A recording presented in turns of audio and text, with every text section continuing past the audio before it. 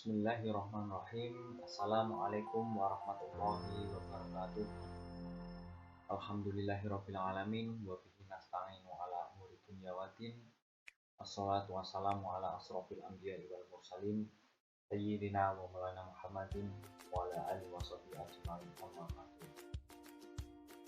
Yang terhormat Bapak Rasmuin Magister Pendidikan Islam selaku dosen pengampu mata kuliah Pemikiran Pendidikan Islam, dan teman-teman yang saya cintai. Puji syukur kehadirat Allah Subhanahu wa Ta'ala yang memberikan rahmat, taufik serta hidayahnya hingga kita dapat melaksanakan perkuliahan pada hari ini. Selawat serta salam tak lupa selalu tercurahkan kepada junjungan kita Nabi Muhammad SAW yang kita nantikan tepatnya di yaumil akhir nanti. Amin amin ya rabbal alamin. Pada kesempatan kali ini saya Balia Ziafat Ahmadin akan menyampaikan presentasi tentang pemikiran pendidikan Islam pada masa Abbasiyah hingga Turki Utsmani. Pada kesempatan kali ini saya akan membahas ada 8-9 rumusan masalah yang akan kita bahas nanti. Yang pertama adalah apakah makna pemikiran pendidikan Islam? Yang kedua, bagaimana awal pembentukan dinasti Abbasiyah? Yang ketiga, bagaimana perkembangan ilmu pendidikan dan pengetahuan masa dinasti Abbasiyah? Yang keempat, bagaimana metode pendidikan pada masa dinasti Abbasiyah? Yang kelima, apa saja lembaga pendidikan yang muncul pada masa dinasti Abbasiyah? Yang keenam, apa saja dinasti kecil pada masa dinasti Abbasiyah. Terus kemudian yang ketujuh, bagaimana awal pembentukan Turki Utsmani. Yang kedelapan, bagaimana perkembangan pendidikan masa Turki Utsmani. Dan yang kesembilan, apakah faktor penyebab kemunduran pendidikan pada masa Turki Utsmani. Pada kesempatan kali ini saya akan melakukan presentasi secara singkat yang insya Allah sudah saya rangkum inti-inti dari materi tersebut. Yang pertama, pemikiran pendidikan Islam.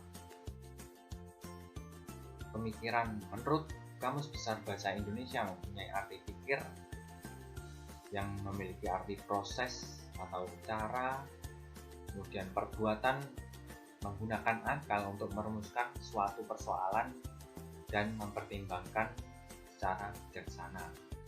Itu adalah arti dari pemikiran secara tekstual. Terus kemudian dalam kata pemikiran pendidikan Islam terdapat kata Islam yang merupakan kata sifat dan penegas dalam pemikiran pendidikan ini yang kita bahas. Karena pemikiran pendidikan ini kita bersumber pada ajaran Islam atau sesuai dengan syariat agama Islam. Jadi pemikiran pendidikan Islam merupakan proses berpikir dan mencari keputusan pada permasalahan dengan bijaksana yang akan mendapatkan hasil sesuai dengan ajaran Islam, sesuai hukum Islam, sesuai sejarah yang ada pada agama Islam. Nah, pemikiran pendidikan Islam ini juga merupakan berpikir itu merupakan proses pendewasaan manusia dalam hidup. Karena setiap perkembangan manusia, setiap semakin bertambahnya usia, cara pandang atau cara berpikir orang tuh pasti mengalami perubahan karena bersifat dinamis berpikir itu. Terus lanjut ke pembahasan selanjutnya yaitu mengenai sejarah pembentukan dinasti Abbasiyah. Sejarah terbentuknya dinasti Abbasiyah yaitu diawali oleh kemunduran dan kehancuran dinasti Umayyah. Dan dalam pendiriannya itu terdapat pembunuhan besar-besaran yang dilakukan Abu Abbas As-Saffah yang merupakan khalifah pertamanya. Abu Abbas As-Saffah ini menganggap dinasti Abbasiyah lebih berhak akan mendapatkan kekuasaan karena mereka berpikiran karena secara keturunan mereka itu lebih dekat dengan Rasulullah, yakni dari Bani Hashim. Nah, upaya penggulingan kekuasaan dinasti Umayyah itu sudah dilakukan oleh keluarga Abbas sejak Khalifah Umar bin Abdul Aziz yang menjabat pada masa Khalifah dinasti Umayyah pada waktu itu. Dinasti Umayyah itu dibangun oleh Abu Abbas As-Saffah yang memerintah pada tahun 132 Hijriah atau 750 Masehi hingga 656 Hijriah atau 1258 Masehi. Nah, uniknya gelar As-Saffah ini mempunyai arti yaitu pertumpahan darah atau the blood power dalam bahasa Inggris ya. Karena dalam pembentukannya dinasti Abbasiyah itu terjadi pembunuhan secara besar-besaran yang dilakukan oleh Abu Abbas As-Saffah. Kemudian dinasti Abbasiyah itu memiliki tata pengelolaan pemerintahan yang berbeda dari dinasti Umayyah, baik dari segi politik, sosial, dan budaya. Kemudian para peneliti atau tokoh, terus kemudian pakar sejarawan membagi dalam 5 periode masa pemerintahan dinasti Abbasiyah, karena pemerintahan dinasti Abbasiyah itu sangat panjang. Mereka membagi dalam 5. Yang pertama yaitu periode pertama yang disebut dengan periode pengaruh Persia. Yang pertama terjadi pada tahun 132 Hijriah atau 750 Masehi sampai 232 Hijriah atau 847 Masehi. Terus berikutnya yang kedua, masa periode pengaruh Turki pertama pada tahun 232 Hijriah sampai 334 Hijriah. Selanjutnya yang ketiga. Yang ketiga ini merupakan pengaruh Persia kedua yang dilakukan oleh dinasti Buwai dalam kekhalifahan dinasti Abbasiyah yang terjadi pada tahun 334 Hijriah sampai dengan 447 Hijriah. Terus yang keempat merupakan masa periode pemerintahan dinasti Saljuk dalam kekhalifahan dinasti Abbasiyah. Nah, pada periode ini disebut pengaruh Turki kedua yang terjadi pada tahun 447 Hijriah sampai 590 Hijriah. Kemudian yang kelima yaitu masa pemerintahan yang bebas dari dinasti lain, bebas dari pengaruh dari dinasti lain, dinasti kecil atau Turki atau Persia itu bebas, tidak terpengaruh sama sekali. Akan tetapi pemerintahan pada masa ini hanya terpusat pada kota Baghdad yang terjadi pada tahun 590 Hijriah sampai 656 Hijriah. Selanjutnya kita membahas mengenai perkembangan ilmu pendidikan dan pengetahuan dinasti Abbasiyah. Perkembangan keilmuan dinasti Abbasiyah ditandai dengan gerakan penerjemah yang menerjemahkan buku-buku ilmu sains, filsafat, dan intinya buku yang berbahasa dari India, Yunani, atau semacamnya lah. Gerakan penerjemahan ini digunakan untuk mengembangkan ilmu pengetahuan, untuk menerjemahkan buku-buku referensi yang berbahasa asing agar mudah untuk dipelajari pada masa itu. Puncak keilmuan pada masa dinasti Abbasiyah itu pada kepemimpinan Khalifah Harun ar-Rasyid yang juga kemudian disambung oleh putranya yang bernama Al-Ma'mun. Kemajuan ilmu pengetahuan pada masa Harun ar-Rasyid itu adalah di masa kepemimpinannya penerjemahan karya-karya dari berbagai bahasa itu gencar-gencarnya dilakukan untuk mencari referensi untuk mencari referensi yang banyak agar memudahkan untuk pengembangan ilmu. Selain itu, perkembangan berbagai ilmu atau disiplin ilmu, pengetahuan, dan ilmu keagamaan itu sangat kental, kan? pada masa itu. Hal tersebut ditandai dengan berdirinya Mizanah Al-Hikmah sebagai perpustakaan dan pusat kajian ilmu pengetahuan dan peradaban terbesar pada masa kekhalifahannya. Nah, kemajuan ilmu yang dilakukan oleh putranya yaitu Al-Ma'mun, pada masanya beliau memajukan ilmu pengetahuan yang sudah berkembang pada masa pemerintahan ayahnya yaitu Harun ar-Rasyid. Kemudian masanya dia membangun Mizanah Al-Hikmah.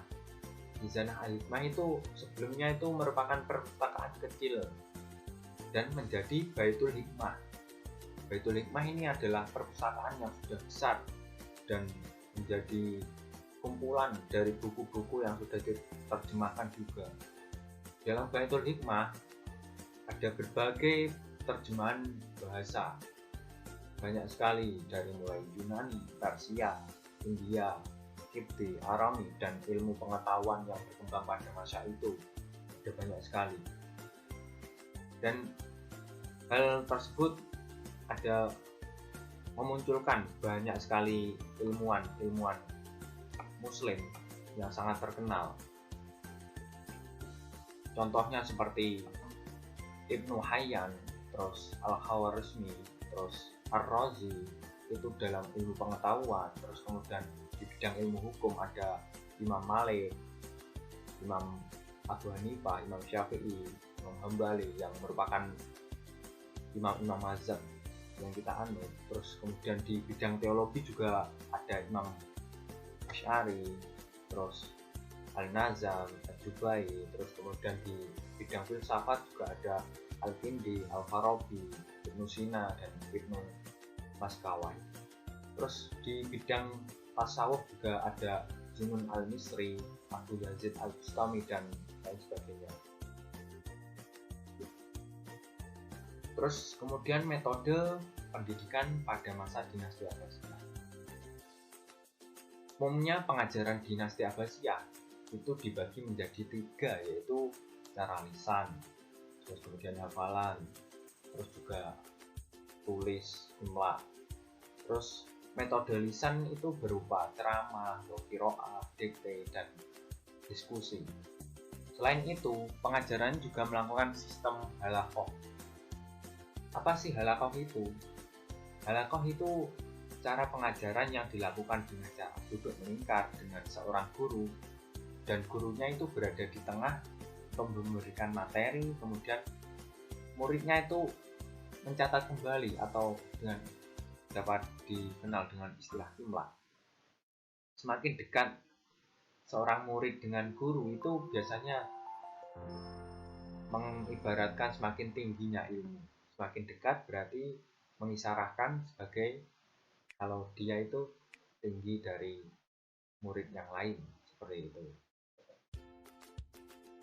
Ya, pada masa itu murid itu mencari guru yang terkenal akan keilmuan dan kealimannya, bukan kok mencari lembaga yang terbaik, tapi dia lebih menekankan mencari ilmu kepada guru yang tepat, yang lebih menguasai, terus juga soleh.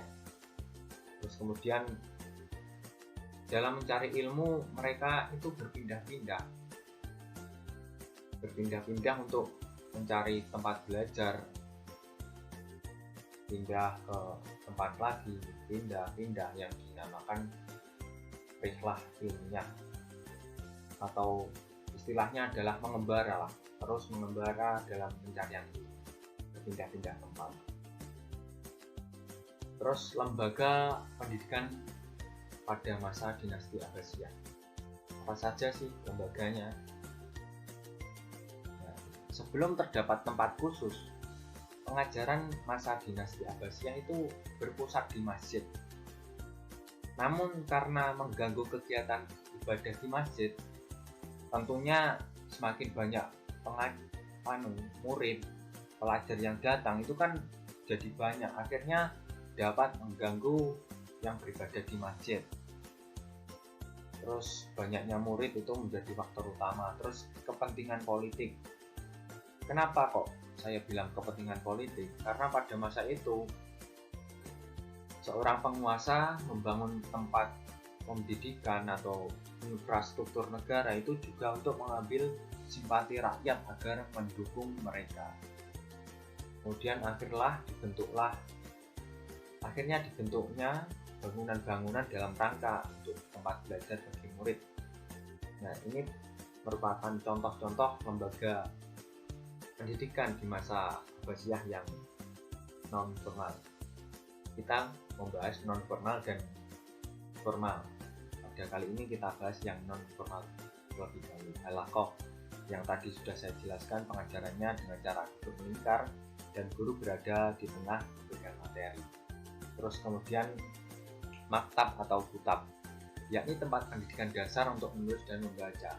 Ini ada banyak sekali di berbagai tempat dan juga mempunyai kurikulum yang berbeda-beda sesuai dengan sosial budaya di masyarakat sekitarnya. Terus kemudian pendidikan istana, yakni tempat pendidikan untuk keluarga kerajaan. Pendidikan ini kalau sekarang itu seperti les privat, jadi guru itu diundang ke istana untuk mengajar pendidikan keluarga, istana, kerajaan khususnya. Terus yang selanjutnya adalah toko kitab, digunakan sebagai berkumpulnya ulama dan ahli ilmu. Di samping menjual, para yang mempunyai toko ini juga sharing akan keilmuan untuk menambah wawasan, karena pada waktu itu toko kitab itu yang mempunyai juga sastrawan, sejarawan muslim yang cukup baik dan juga cukup dikenal akan keilmuannya. Terus kemudian rumah sakit, selain digunakan sebagai tempat pengobatan, rumah sakit juga digunakan untuk tempat penelitian dan praktek ilmu kedokteran. Terus perpustakaan digunakan untuk tempat mengumpulkan buku, juga digunakan sebagai tempat pengembangan ilmu pengetahuan di masa itu. Masjid, sesuai yang sudah dijelaskan tadi, juga sebagai pusat pengajaran generasi muda yang ada waktu itu.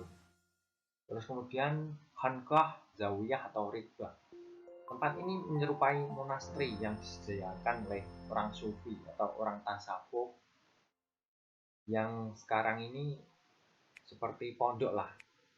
Ibaratnya enaknya bicara itu seperti pondok atau mahat pada era sekarang ini.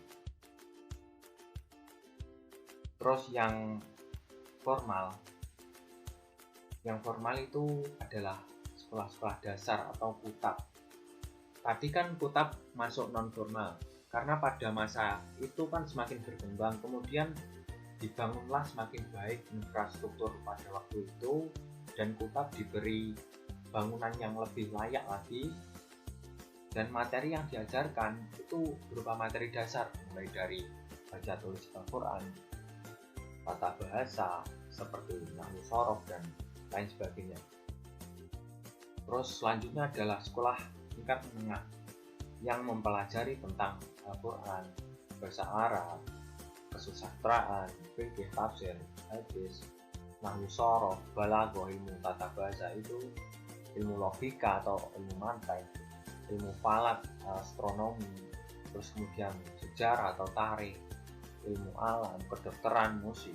Dan biasanya pada tingkat ini itu murid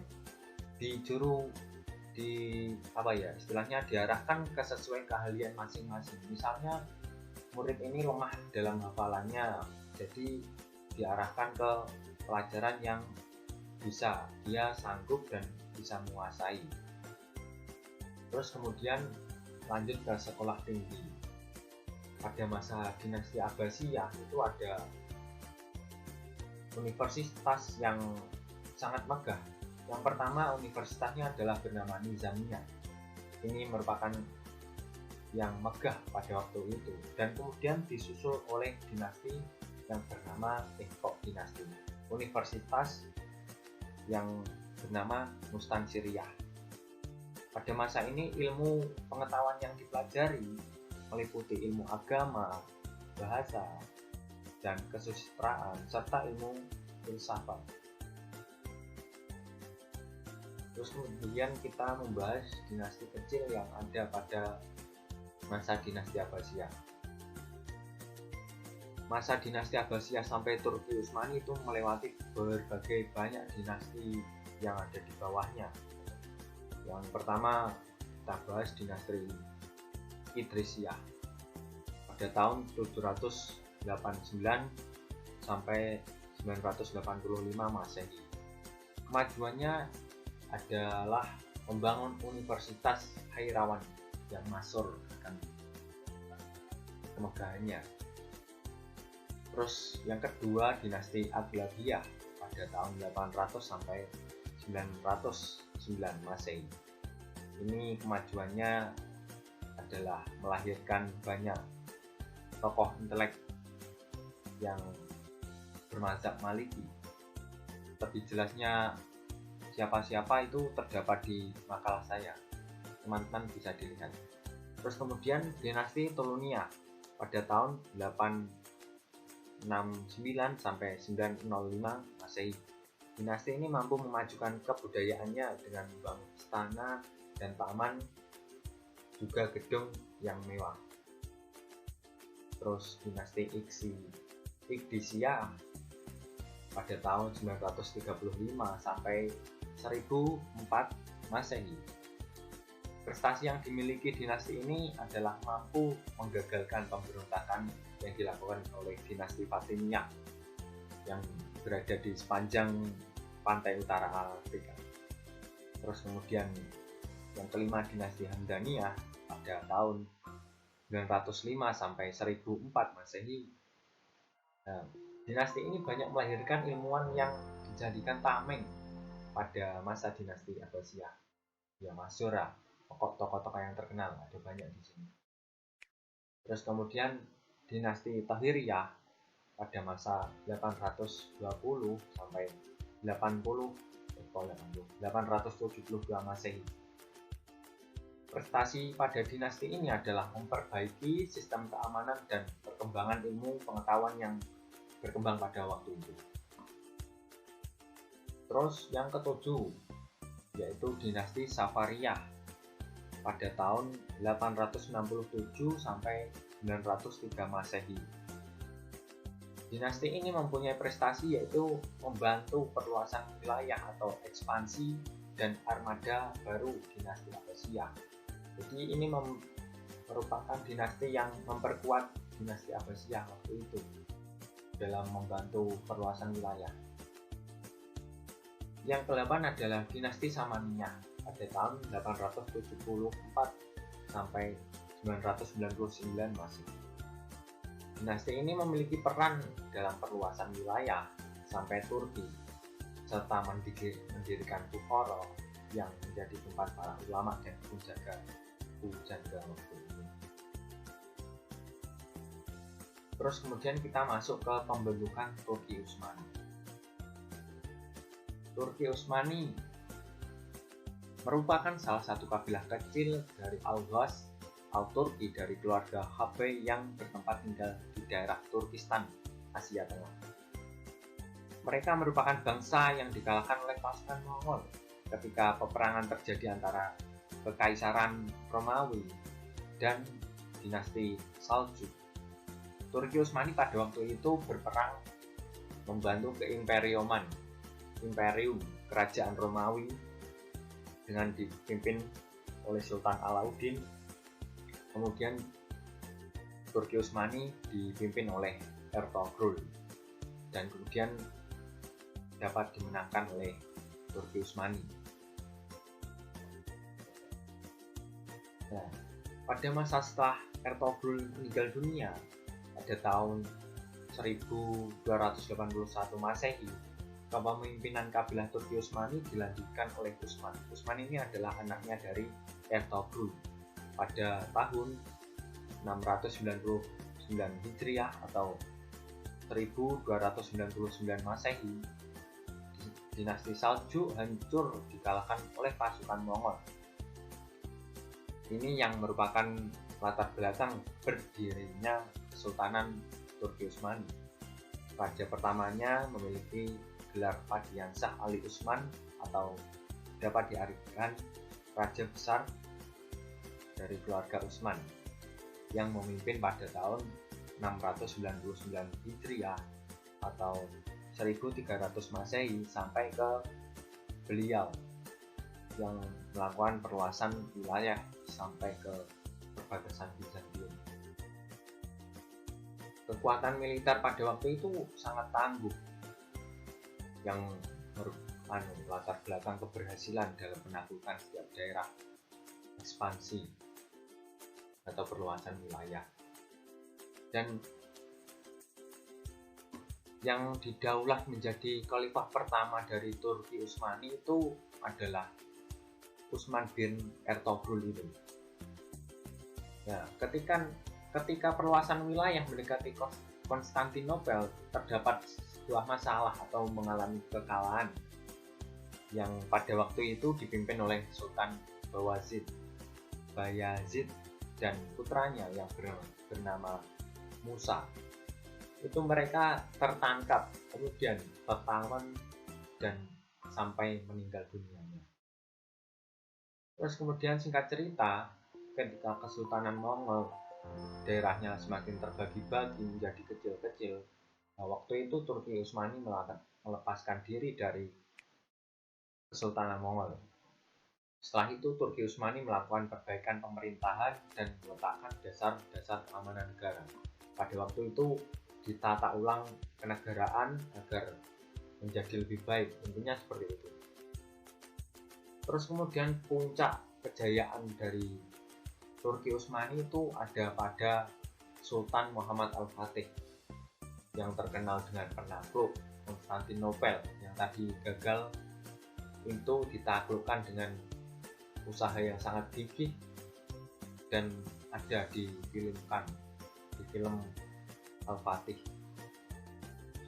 Terus kemudian dari pemaparan yang sudah saya jelaskan tadi dapat ditarik kesimpulan bahwa pendiri pertama Turki Utsmani adalah Utsman bin Ertugrul yang berdiri pada tahun 1300 Masehi dan berakhir di masa kepemimpinan Muhammad Ibnu Abdul Majid tahun 1922 Masehi.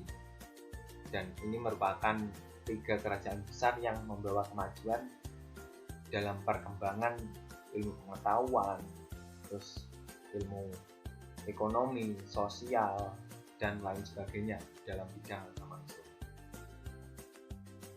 Terus perkembangan pendidikan pada masa Turki Utsmani. Apa saja perkembangan pendidikannya? Pada waktu ini kita membagi ada 2 masa pemerintahan. Yang pertama adalah masa pemerintahan Utsman I sampai 1300 Masehi atau pada masa Pra-Mahmud II sampai tahun 1808 Masehi. Perkembangan pendidikan Islam masa Utsmani itu tidak lepas dari campur tangan atau campur budaya dari kebudayaan Arab, Persia, dan Bizantium. Perkembangan tersebut meliputi dari sosial budaya dan politik. Dari sisi politik, pemerintahan, dan militer, Turki Utsmani cenderung meniru kebudayaan dari kebudayaan Persia. Contohnya seperti penghormatan terhadap raja, baju-baju raja itu lebih mencontoh ke budaya Persia. Terus kemudian dari sisi ekonomi, sosial ekonomi, dan kemasyarakatan, mereka cenderung mengambil contoh dari bangsa Arab atau dari kebudayaan Arab. Di masa Turki Utsmani lebih menonjolkan di bidang kemiliteran daripada bidang ilmu pendidikan pada waktu ini. Pada waktu Utsman I sampai Pra-Mahmud II itu lebih ditonjolkan kemiliteran karena militer pada waktu itu sangat kuat dan sangat berguna untuk perluasan wilayah, melakukan ekspansi di berbagai wilayah. Oleh sebab itu, khazanah keilmuan di masa ini tergolong sedikit karena pendidikan difokuskan pada pelatihan pasukan perang. Terus selanjutnya ke pembagian yang kedua, yaitu masa pemerintahan Mahmud II pada tahun 1808 Masehi sampai Abdul Majid tahun 1922. Pada zaman ini dikatakan sebagai zaman yang modern. Sultan Mahmud II melakukan penataan dalam bidang pendidikan. Upayanya antara lain adalah dengan membenahi sistem pendidikan di madrasah, yakni dengan menambah ilmu pengetahuan. Ilmu pengetahuan itu sudah dimasukkan dalam lembaga di samping ilmu agama, jadi saling berkesinambungan. Beliau juga mendirikan sekolah untuk pengetahuan umum yang bernama Maktabi Ma'rif dan Maktabi Ulum Hidupan, yang merupakan sekolah sastra atau bahasa. Selain itu, beliau juga membangun sekolah militer atau sekolah kedokteran, terus kemudian juga sekolah pembedaan, sekolah teknik, dan pembelajarannya dilakukan dengan bahasa Perancis. Terus pada masa ini, pemikiran modern sudah mulai nampak gerakan pembaharuan yang dilakukan oleh para tokoh yang disebut Anziman. Bahkan pada masa ini, perkembangan pendidikan itu juga ada sekolah untuk orang yang berkebutuhan khusus. Jadi sangat sudah tertata pada waktu ini. Terus kemudian di masa Sultan Mehmed V melakukan perbaikan di bidang administrasi, pelayanan umum, transportasi, dan juga pendidikan sudah menjadi prioritas utama pada waktu itu. Serta dibukanya sekolah untuk guru, karena semakin banyak lembaga yang tumbuh pada waktu itu juga berefek pada kebutuhan guru-guru yang semakin banyak. Akhirnya dibuatlah sekolah untuk guru-guru, persiapan untuk mengajar. Pada masa ini, pendidikan itu tidak dipungut biaya dari manapun. Nah, biaya ilmu pendidikan ini bersumber dari dana wakaf, terus kemudian pajak, terus zakat, dan uang hasil penjualan hewan kurban. Uang hasil penjualan kulit hewan kurban. Ini PPT-nya kurang tata kulit. Maaf. Terus kemudian apa sih faktor yang menyebabkan kemunduran pendidikan masa Turki Utsmani? Turki Utsmani mempunyai kemunduran yang disebabkan oleh krisis dari dalam yang membahayakan keberadaannya, ditambah juga peperangan, terus kemudian membuat biaya atau tenaganya kurang. Terus selain itu juga semakin rendah atau buruknya pengelolaan pemerintahan dan juga pemahaman yang salah dalam menerapkan Islam di pemerintahan, itu juga merupakan sebab kemundurannya. Secara singkat seperti itu. Mereka terlalu membandingkan antara Islam dan agama lain hanya dalam aspek keistimewaan, kerohanian, dan keagamaan. Turki Utsmani juga menganggap remeh penemuan ilmu pengetahuan dan industri yang ini menjadikan semakin terpuruk umat Islam waktu itu, semakin mundur. Terus selanjutnya yaitu tadi, terima kasih. Mungkin secara singkat seperti itu gambaran dari dinasti Abbasiyah hingga Turki Utsmani.